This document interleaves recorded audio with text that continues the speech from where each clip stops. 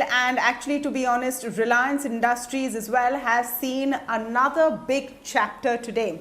The Supreme Court has given Amazon a shot in the arm in this battle by agreeing to their petition and upholding what the Singapore-based tribunal decided last October, which essentially was that Future Retail cannot go ahead and sell its stake to Reliance Industries because it still has an outstanding agreement with Amazon India.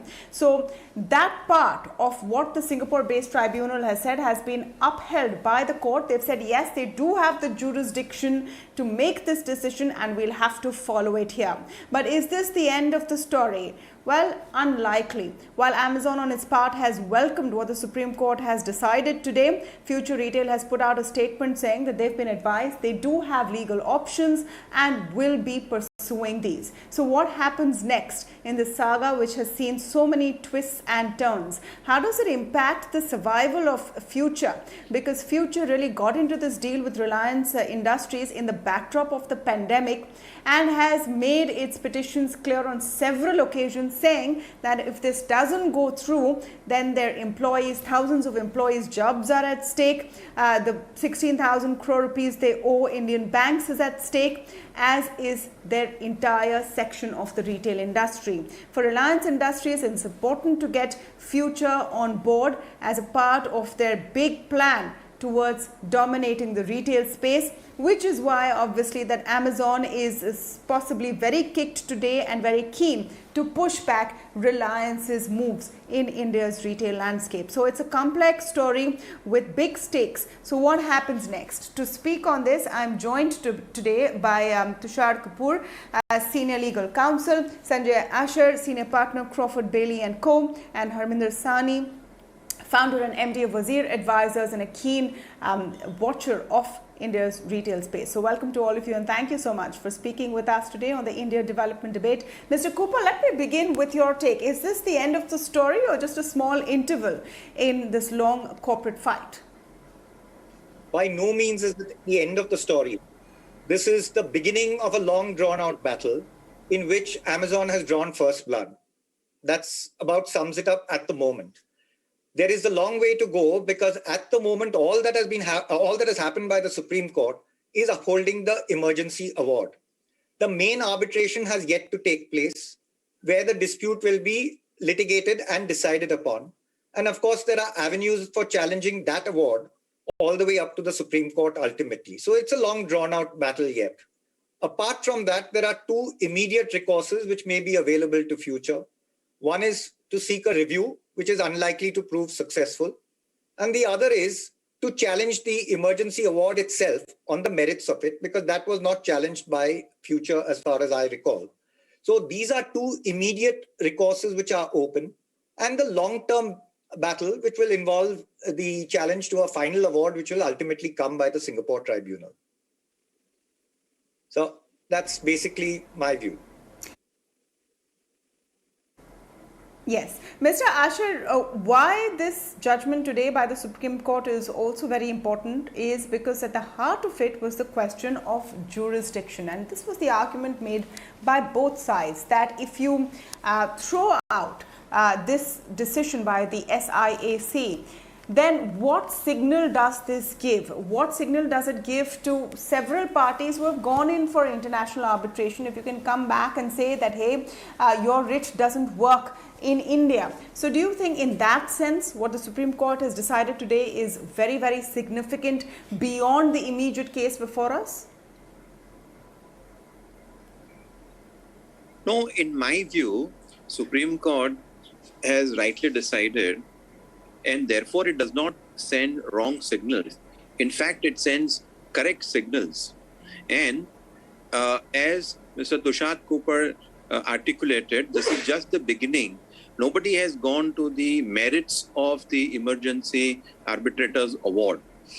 But surely the question which has been decided is only that the orders passed by the merits of the Emergency Arbitrators Award has not yet been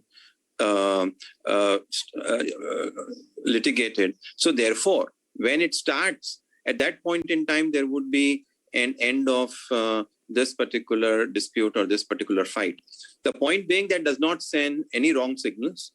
It absolutely sends right signals. And two, this particular decision is very welcome of the Supreme.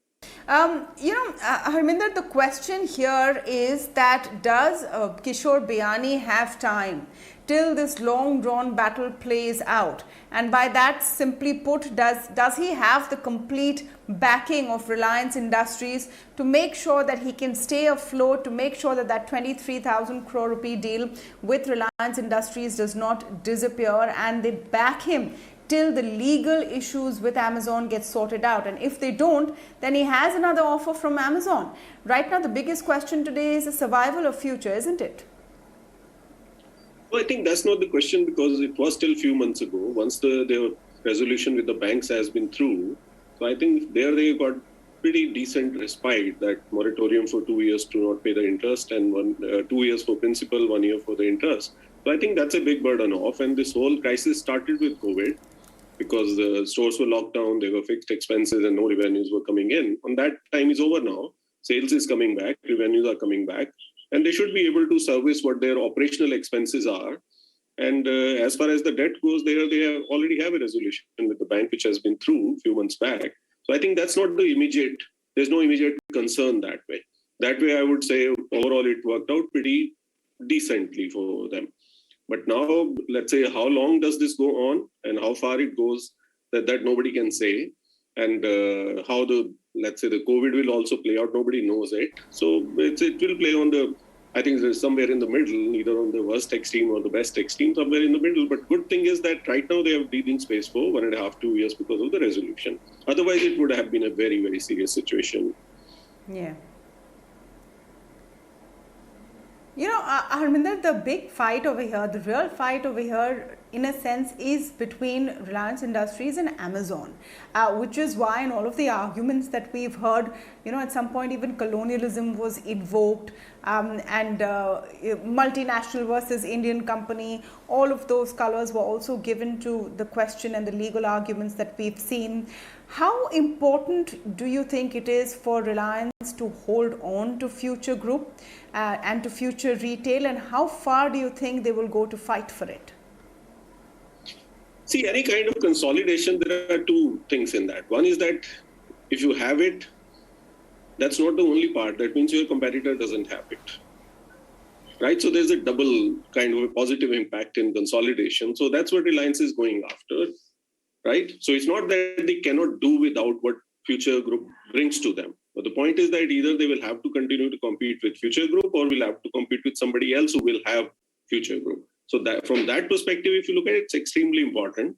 And I think this is by far the biggest piece, if anybody can look at, because most of the other small retailers, they have been consolidated or they have disappeared over a period of time. So it's the biggest piece there. So I think for Reliance, it's very, very important. Or for that matter, it's I don't know how important it is for Amazon, because if it was so, they would have had, they cannot, and they could have otherwise made an offer, could have made a deal.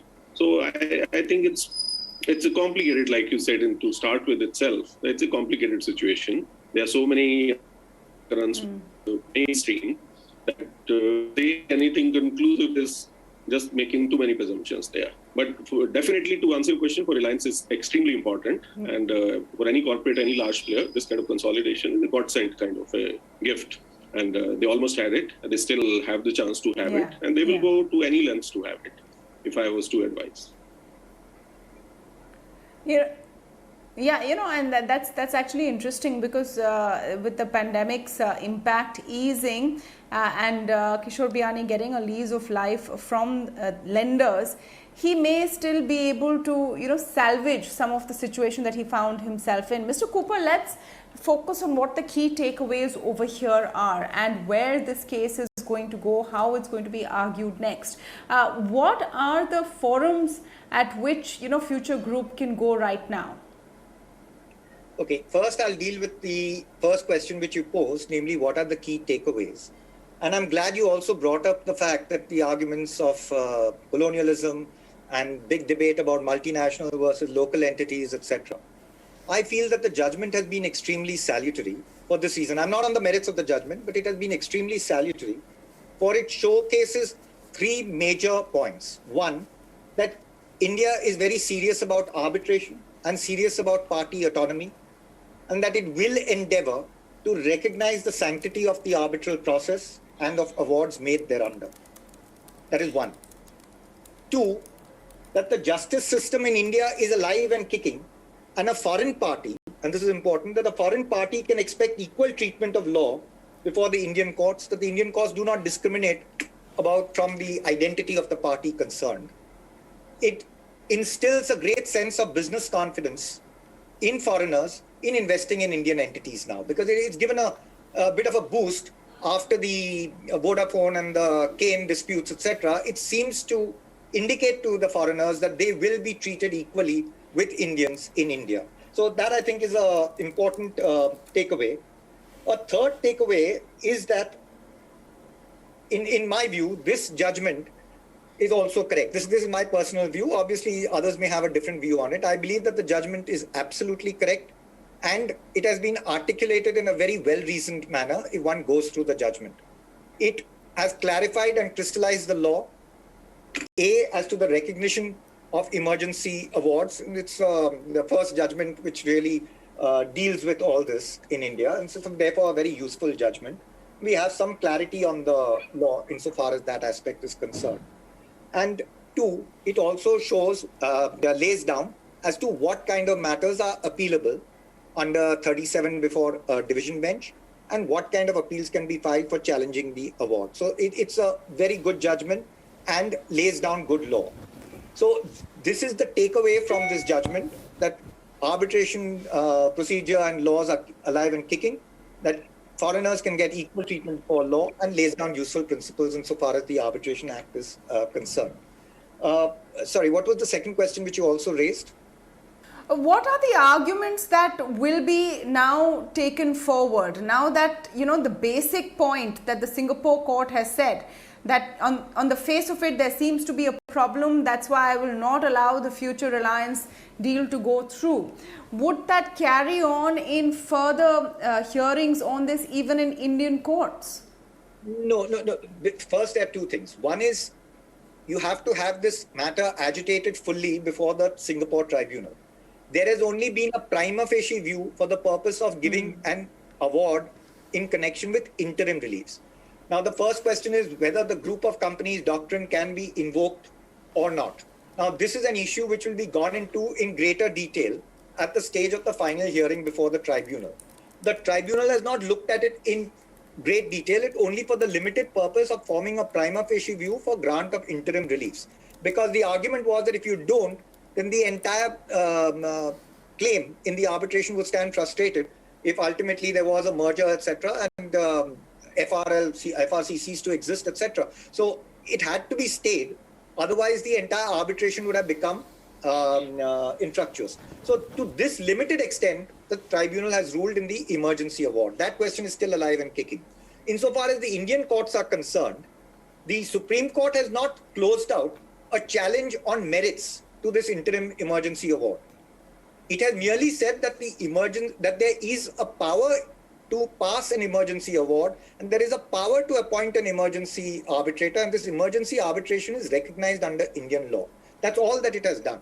It has not pronounced on whether the award itself is correct or not, although it did say that there has been no challenge to the award and that there is no dispute that FRC was breaching the terms. Yeah. But there are other arguments, namely as to whether the group of companies doctrine can be invoked or not, and which I believe will be the subject matter of challenge now, which will take place before the Indian courts, because they will now seek to challenge the emergency award itself. There are various arguments for and against that, which is not the purpose of the show, but this is what will happen. Yeah. No, but to talk about where it's going to go next, Mr. Asher, if today you were advising, future on what to do next, what would you say? What would be the line of argument they would take? See, one is that you try and file a review petition against this particular order for whatever it is worth, because there's no downside to it. There is only, if at all, there could be an upside. That is number one. Now, I'm cognizant that, look, Justice Nariman is due for retirement sometime during the course of next week. But that's besides the point. But I'm saying that one is the review. And the second one is to go into the merits of the entire dispute which is there. So two courses are available, and let the main arbitration starts, and let all the pleadings get completed, and let there would be a complete award on the subject.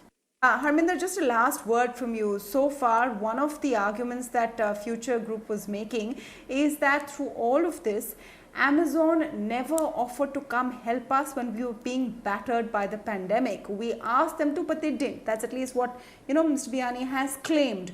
Do you think that if this goes towards a settlement, we could be seeing Amazon reaching out, and can they?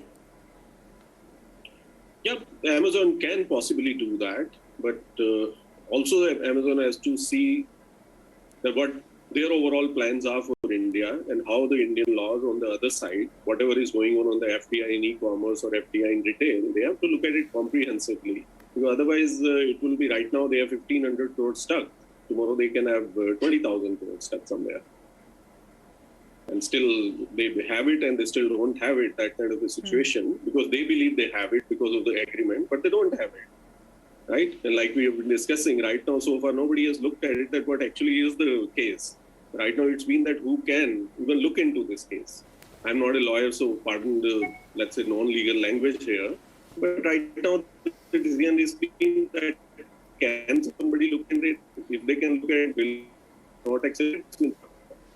The people. And again, whenever we are talking to the tribunal, and I've been talking to a few people in the industry, somehow the feeling is that the tribunal or the arbitrator sitting in Singapore is Amazon. It's not. It's a neutral body. They are going to look into the merit and see that which party is to be given the award. So that process is still has to happen, and that will happen. Yeah. In that process, I think Amazon obviously will be looking at all these options, but I'm not really sure about it. Because I certainly believe that what was being stated by Mr. Biyani earlier, that he had reached out and he was seeking support at that point of time, that should be true. And why did they not respond? Because it's not that they are a company which doesn't move very, very fast. They have done major deals globally and they move very, very quickly. They could have. But I'm sure they had their reason not to move it. Have those reasons changed? I think many of the ground level realities actually have gone on to the worse side rather than better side for them to be making that decision of actually coming forward and investing in anything. Yeah, it's a changing landscape, because the impact of the pandemic that was being seen in August last year has receded to some extent. So, Future is in a different position. Amazon will want to make the most of this favorable judgment from the Supreme Court. Reliance is not going to let go of its prized catch of Future Retail anytime soon. So we'll have to wait and see where this progresses. Thank you so much, gentlemen, for joining us today. The Reserve Bank of India has left rates unchanged for the 7th time in a row.